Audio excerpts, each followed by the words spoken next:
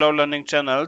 आज के इस वीडियो में हम बात करेंगे about Amazon cloud front service. ठीक है, क्लाउड फ्रंट सर्विस क्या है और कैसे यूज करते हो, और अगर आप अमेजोन में काम करते हो, एडब्ल्यूएस क्लाउड में काम कर रहे हो, तो आपको डेफिनेटली ये क्लाउड फ्रंट की सर्विस आप यूज कर रहे होंगे। Most of the chances possibility है कि आप इसको यूज जरूर करोगे। ठीक है, और पता जरूर होना चाहिए आपका ये सॉल्यूशन आर्किटेक्ट और सॉल्यूशन प्रोफेशनल दोनों में काम आता है।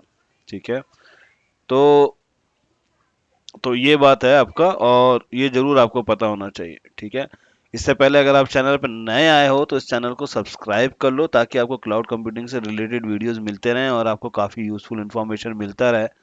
तो उसके लिए आप जरूर ये कर सकते हो। ठीक है, तो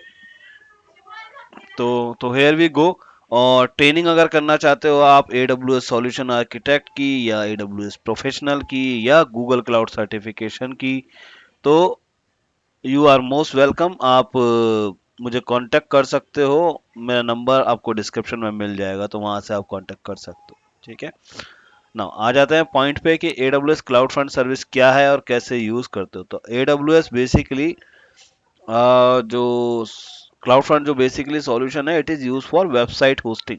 ठीक है, वेबसाइट होस्टिंग के लिए यूज करते हो, और इसका ये फायदा है कि आपको लेटेंसी जो है वो कम मिल जाती है। तो अगर मैं तुम्हें एक प्रैक्टिकल एग्जांपल बताता हूँ, प्रैक्टिकल एग्जांपल में होता क्या है कि सपोज करो आपकी वेबसाइट है वो होस्टेड है किसी वेब सर्वर पे। वेबसाइट कहाँ पे होस्टेड होगी? या तो वेब सर्वर पे होगी। अब पॉइंट आएगा, देखो चीजें नोट करना ध्यान से, और ये वीडियो को पूरा देखना ताकि आपको अच्छे से समझ में आए। तो अगर आप just give me one second. तो होगा क्या कि अगर आपके पास मान लो आपने वेबसाइट होस्ट किया, वेबसाइट आपका होस्ट कहाँ पर होगा? वेबसाइट होस्ट हो सकता है या तो EC2 पे या S3 पर। ठीक है, नॉर्मली अब EC2 पे कैसे होस्ट होगा? लोड बैलेंसर के थ्रू होस्ट होता है। ठीक है, तो अगर आप क्लाउड फ्रंट सर्विस पे जाते हो तो ये दो चीजें आपको सपोर्ट करता है। क्या करता है? या तो आपका एक ओरिजिन डोमेन होगा, या तो S3 हो सकता है, या लोड बैलेंसर हो सकता है। और अभी ये लोग API gateway, media store container और मीडिया पैकेज कंटेनर को भी सपोर्ट कर रहे हैं। तो मतलब ये दो कंटेनर और ये दो कंटेनर सपोर्ट कर रहे हैं, और लोड बैलेंसर कर रहा है, API गेटवे भी सपोर्ट कर रहा है। तो अभी अच्छा खासा सपोर्ट अवेलेबल है। तो या तो आपके पास देखो लोड बैलेंसर होगा, या कोई S3 बकेट होगी। तो जैसे मेरे पास ये S3 बकेट है। ठीक है, तो इस S3 बकेट को मैं अपना सोर्स बना सकता हूँ। राइट, अब आप मान के चलो कि सोर्स बकेट कहाँ पे होस्टेड है। ये सोर्स बकेट मान लो आपकी होस्टेड है अमेरिका में। ठीक है, तो अमेरिका के यूजर्स को तो आपको रिप्लाई मिल जाएगा फटाफट, क्विकली। अगर किसी ने अमेरिका से रिस्पॉन्स लिया तो वहां तो मिल जाएगा इजीली। बट यही बात अगर कोई इंडिया का यूजर उसको एक्सेस करेगा वेबसाइट को, तो क्या वहां पे डिले आएगा? अगर आप मानते हो डिले आएगा, तो आप इस पे मुझे यस लिख देना कमेंट सेक्शन पे, ताकि मैं समझ जाऊं कि आप बात समझ गए। बात बड़ी सिंपल सी है। ठीक है, बात क्या है? बड़ी सिंपल है कि यहाँ पे आपका S3 में जो वेबसाइट आपने होस्ट की वो आपका है US लोकेशन में। ठीक है, अब US लोकेशन में होस्टेड है, US का कोई यूजर आया तो वो उसको कैसे एक्सेस करेगा? ये रहा, है क्या नहीं है? यहां से एक्सेस हो गया।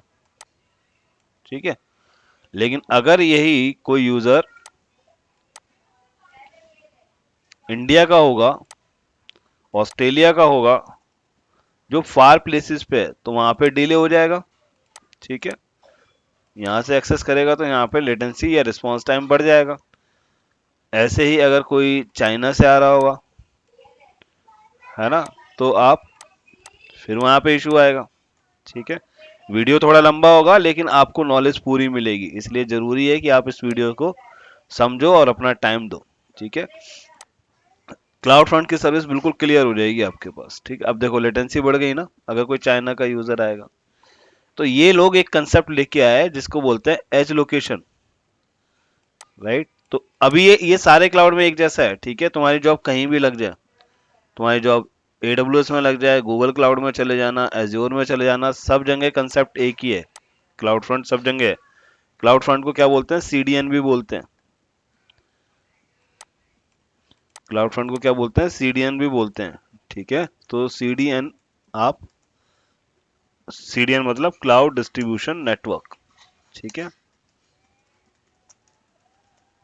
ठीक है, तो अब ये लोग एक सॉल्यूशन लेके आए जिसको बोलते हैं यहाँ पे एज लोकेशन, है ना।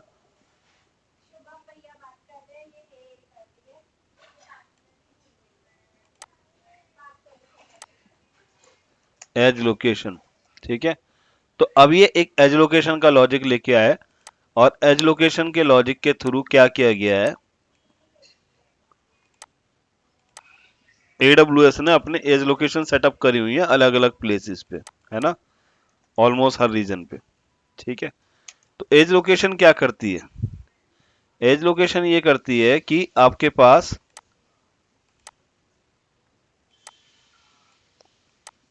जो वेबसाइट का डेटा है उसको क्या करती है, कैशे कर लेती है। क्या करती है, कैशे कर लेती है। कैशे अगर आपको समझना हो तो कैशे का मतलब होता है लोकली स्टोर कर लेती है टेम्परेरीली, है ना। टेम्परेरीली फॉर लाइक जो भी पीरियड आप स्पेसिफाई करते हो, तो मतलब ये 0 सेकंड से लेके 365 डेज तक होता है, 365 डेज तक जा सकते हो, है ना। मतलब 0 सेकंड का है कि अगर आपने 0 सेकंड रखा है तो मतलब कुछ भी स्टोर नहीं है, आया और वहीं पे रहेगा टेम्परेरी, लेकिन रिक्वेस्ट हर बार सर्वर के पास जाएगी। अदरवाइज क्या होगा, अगर आपने मान लो सपोज करो, नॉर्मली क्या होता है, बाय डिफॉल्ट वैल्यू क्या है, 1 डे। ठीक है, तो इसमें क्या होगा कि आपकी जो कंटेंट है, आपने रिक्वेस्ट भेजी यूजर ने, और वो रिक्वेस्ट जो है एवरी 1 डे अपडेट हो जाएगा, डेटा जो है एज लोकेशन से अपडेट हो जाएगा एवरी डे। ठीक है, तो अब इसमें क्या हुआ, इसमें ये फायदा हुआ कि जब भी यूजर की रिक्वेस्ट आएगी तो पहली रिक्वेस्ट जैसे ही आएगी तो वो जाएगा एज लोकेशन पे, और अगर एज लोकेशन पे वो डेटा है तो वो यहाँ पे मिल जाएगा, यूजर को यहीं से ही मिल जाएगा रिस्पॉन्स, है ना। लेकिन अगर वो डेटा नहीं है तो वो क्या करेगा, वो जाएगा प्राइमरी सर्वर पे। प्राइमरी सर्वर से फर्स्ट टाइम डेटा आ गया यहाँ पर, अब वो कैशे हो गया कितने टाइम के लिए, जितना टाइम भी आपने स्पेसिफाई किया, राइट। जितना टाइम आपने स्पेसिफाई किया उतने टाइम पे ये स्टोर हो जाएगा। तो अब मान लो आपने 1 डे डाला तो 1 डे के लिए रिक्वेस्ट स्टोर हो गई। अब नेक्स्ट यूजर आया तो नेक्स्ट यूजर इसको इजीली पिक कर सकता, मेक सेंस, है ना। तो ये आपका जो लॉजिक है वो ये है। अब क्या हुआ, हर बार यूजर को रिस्पॉन्स टाइम फास्ट हो गया। ठीक है, अब पॉइंट ये है, सॉरी, अब पॉइंट ये है कि आपके पास ये तो रिस्पॉन्स टाइम फास्ट हो गया, है ना, और आपका इंक्रीज भी हो गया, यहाँ पे लेटेंसी नहीं है। ठीक है, बट इस तरीके से डेटा जाएगा, एज लोकेशन ऐसे काम किया आपका। इसके बाद आप जाओगे 24, तो ये हो गया आपका। और किस किस रीजन में ये स्पेसिफाई कर सकते हो, ठीक है। तो कंसेप्ट आपको समझ में आया तो मुझको बताओ, ताकि मुझे पता लग जाए कि हाँ आपको समझ में आ गया है कंसेप्ट, ठीक है यहाँ तक। तो ये एज लोकेशन का कंसेप्ट है एक्चुअली, राइट। और कोई क्वेश्चन यहाँ पे अगर बनता है तो तीन चीजें इंपॉर्टेंट हो गई है ना। पहला हो गया सोर्स, जिसको बोलते हैं ओरिजिन। सेकंड हो गया कैशे ड्यूरेशन, ठीक है। और थर्ड हो गया प्राइसिंग मॉडल। प्राइसिंग मॉडल मतलब किस किस एरिया को कवर करना है। तो ये तीन चीजें एक्चुअली यहाँ पे इंपॉर्टेंट रहती हैं, ठीक है। तो अब आ जाओ थ्योरी पे और थोड़ा सा और देखते हैं कि क्या क्या हो सकता है, ठीक है। तो ये इस तरीके से एज लोकेशन है, और एज लोकेशन से डेटा आ जाता है, दैट इज द एडवांटेज। तो अब इसका हाँ प्रैक्टिकल यूज बता रहा था आपको कि प्रैक्टिकल यूज अगर तुम्हें देखना हो तो कैसे देख सकते हो। तो प्रैक्टिकल यूज अगर तुम देखते हो तो सपोज करो जैसे आपकी एप्लीकेशन है हॉट स्टार, नेटफ्लिक्स, राइट। यहाँ पे क्या होता है, डेटा आता है, मूवीज देखते हो आप, ठीक है। तो अब वो जो मूवीज हैं, हम चाहते हैं कि उनका रिस्पॉन्स टाइम फास्ट रहे। तो अगर मान लो नेटफ्लिक्स के सर्वर या हॉटस्टार के सर्वर होस्टेड हैं यूएस की लोकेशन पे, ठीक है, तो वहां से रिस्पॉन्स टाइम आएगा तो स्लो आएगा, राइट। लेटेंसी बढ़ जाएगी, यूएस के लोगों को फास्ट मिलेगा रिस्पॉन्स। तो उसलिए यहाँ पे क्लाउड फ्रंट का सॉल्यूशन बेस्ट सॉल्यूशन बन जाता है ना। अब उसमें क्या होगा कि एज लोकेशन के थ्रू यूजर्स को रिस्पॉन्स फास्ट मिल जाएगा, और एप्लीकेशन की परफॉर्मेंस बढ़ जाएगी, ठीक है। तो ये यूज केस है जिस तरीके से आप स्ट्रीमिंग डेटा में वीडियोस में काफी ज्यादा यूज होता है ना, वीडियोस में काफी ज्यादा यूज होता है और यहाँ से आप इसको काफी अच्छे तरीके से इस्तेमाल करते हो। तो मैं जैसे बताया आपके एप्लीकेशंस हो गई, उस तरीके की एप्लीकेशंस को आप काफी ज्यादा यूज करते हैं। आपका कोई इनपुट हो तो डेफिनेटली यहाँ इसके अंदर आप वीडियो या कमेंट सेक्शन के अंदर लिख सकते हैं, बट होपफुली आपको सेशन समझ में आया होगा और प्रैक्टिकली आपको बात समझ में आई होगी। अब ये क्या है, ग्लोबल सर्विस है, ठीक है, तो यहाँ पे आपके पास यहाँ तक फाइंड है। आप एसएसएल सर्टिफिकेट को सपोर्ट करता है, ठीक है, जो इंपॉर्टेंट चीज है एसएसएल सर्टिफिकेट को सपोर्ट करता है। तो बाय डिफॉल्ट क्या होता है, आपकी रिक्वेस्ट जो होती है वो एचटीटीपीएस जाती है यहाँ पे, और आप कर सकते हो, ऑप्शन है वहां पे कि आप चाहो तो रीडायरेक्ट कर सकते हो, ठीक है, आप चाहो तो कोई रिक्वेस्ट आई उसको आप आगे रीडायरेक्ट कर सकते हो एचटीटीपीएस पे, या आप एचटीटीपी से ही रिक्वेस्ट सुन सकते हो, बट बाय डिफॉल्ट ये सारा कुछ एसएसएल सर्टिफाइड होता है, तो आपकी रिक्वेस्ट एचटीटीपीएस पे चली जाती है। या फिर आप ऐसे भी कर सकते हो कि आपकी रिक्वेस्ट एचटीटीपी पे आए और वो आगे एचटीटीपीएस पे फॉरवर्ड हो जाए, ठीक है। एज लोकेशन जैसे मैंने आपको बताया यहाँ पे जहाँ पे कंटेंट स्टोर होता है, ठीक है।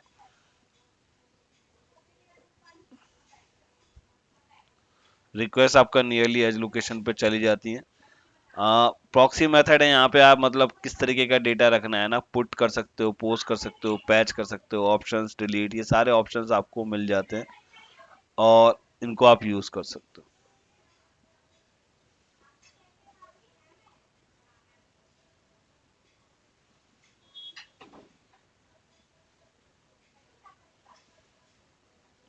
डायनामिक कंटेंट जहाँ पे आपने जीरो रख दिया है, लेटेंसी है ना, जीरो रख दिया है कैशिंग पीरियड, तो वहां पे क्या होगा, वो सीधा डायनामिक कंटेंट होगा अगर आपका, तो वो सीधा आपका ओरिजिन पे जाता है, ठीक है, एज लोकेशन पे नहीं जाता। एज लोकेशन के थ्रू जाएगा लेकिन सीधा ओरिजिन पे जाता है अगर आपका डेटा चेंज हो रहा है।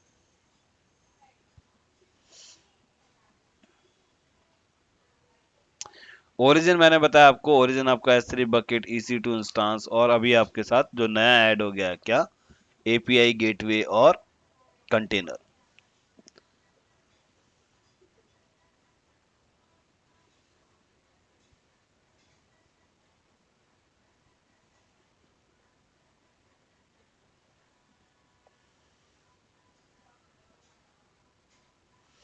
ठीक है, टीटीएल पीरियड जो है आपका वो बाय डिफॉल्ट अभी मैंने बताया आपको, ये कैशे पीरियड है, तो ये 24 आवर्स तक आपका जाता है और मैक्सिमम 365 डेज तक जा सकता है, मिनिमम 0 डेज हो जाता है।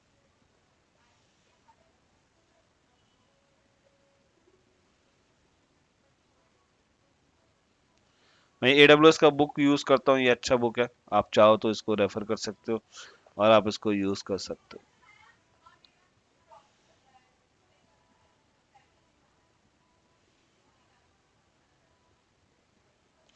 ना डिस्ट्रीब्यूशन क्या होगा आपका, तो आपको यहाँ पे डिस्ट्रीब्यूशन क्रिएट करनी पड़ती है। डिस्ट्रीब्यूशन में आप कंटेंट ओरिजिन सेटअप करते हो, एक्सेस कैसे होगा, ठीक है, सिक्योरिटी क्या लगा हुआ है, जियो लोकेशन कौन कौन सा है, जो मैंने बताया प्राइसिंग मॉडल, वो आपको यूज करते हो, ठीक है।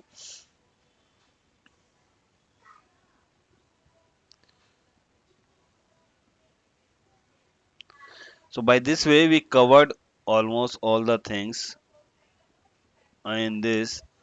कैशे बिहेवियर किस तरीके से जाएगा, तो आप यहाँ पे कैशे बिहेवियर में सेट कर सकते हो कि क्या क्या ऑप्शंस आपको चाहिए, जैसे स्लैश इमेजेस, या स्टार डॉट जेपीजी सिर्फ आपको स्टोर करने हैं या स्लैश इमेजेस स्टार्ट करने हैं, तो ये पाथ पैटर्न आप सेटअप कर सकते हो, ठीक है।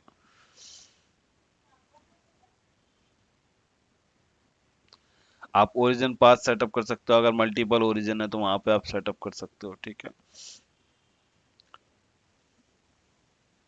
साइंड यूआरएल आपका इंटरव्यू का क्वेश्चन है, ठीक है, तो साइंड यूआरएल से आपको टेम्परेरी एक्सेस मिलती है for a particular time period.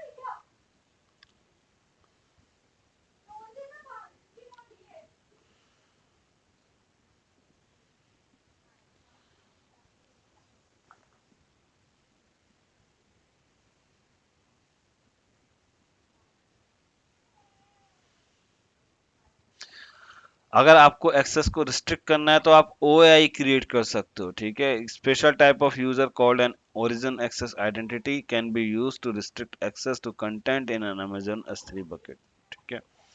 By using an AI, you can restrict users so that they can not access the content directly using the S3 URL. So, अभी क्या है कि S3 का URL से आप connect कर सकते हो बाय डिफॉल्ट तो, है ना, लेकिन अगर आप OAI यूज कर लोगे तो आप क्लाउड फ्रंट को OAI के थ्रू कनेक्ट करते हो, ठीक है। और उसके बाद आप यहाँ पे पॉलिसी जैसे मैंने बताया आपको डिफाइन कर सकते हो कि HTTP भी अलाउ हो और HTTPS भी अलाउ हो, ऐसा भी पॉसिबल है। आप रीडायरेक्ट कर सकते हो HTTP रिक्वेस्ट HTTPS पे, या सिर्फ HTTP रिक्वेस्ट ही हियर करे, ऐसा भी आप सेटअप कर सकते हो। क्या क्या HTTP पे एक्शन परफॉर्म कर सकते हो, तो ये सारे ऑप्शंस आप परफॉर्म कर सकते हो। डेवलपमेंट रिलेटेड है, get head options, get head options, put post patch delete, all such kind of options are available, है ना। ऑब्जेक्ट इनवैलिडेशन सेटअप कर सकते हो। मान लो आपका 503 एरर आ गया और आप देख सकते हो कि मुझे इसको क्या करना है, तो ये ऐसा आप कर सकते हो। बहुत मजेदार चीज है जिसको बोलते हैं रिस्ट्रिक्शन। आप जियो रिस्ट्रिक्शन लगा सकते हो। आप ये लगा सकते हो कि यूएस में ये डेटा अवेलेबल हो और किसी और जगह पे डेटा अवेलेबल ना हो, कर सकते हो। तो जियो रिस्ट्रिक्शन ये सपोर्ट करता है, ठीक है।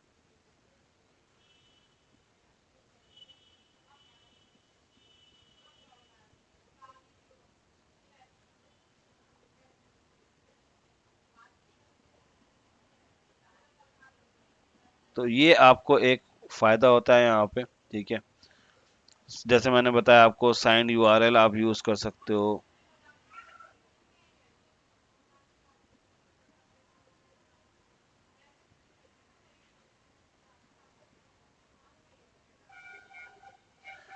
ठीक है, OAI अब मैंने बताया आपको सेटअप कर सकते हो। तो मोस्टली ये सारी चीजें यहाँ पे आपकी कवर हो जाती हैं AWS में। अब जो नेक्स्ट पॉइंट आता है कि प्रैक्टिकली देखें इसको, कि इसको प्रैक्टिकली कैसे यूज कर सकते हैं। क्लाउड फ्रंट का कंसेप्ट अगर तुमको समझ में आया और चीजें क्लियर हुआ तो मुझे कमेंट सेक्शन में बताओ। अगर आपका कोई क्वेरी है तो वो भी बताओ, और नेक्स्ट वीडियो में मैं आपको दिखाता हूँ इसको प्रैक्टिकल करके कि कैसे ये प्रैक्टिकल चलता है, ठीक है। तो सारे क्वेश्चंस आपके नॉर्मली सॉल्व हो जाएंगे इसके अंदर, और आई होप ये वीडियो आपके लिए यूजफुल रहा होगा।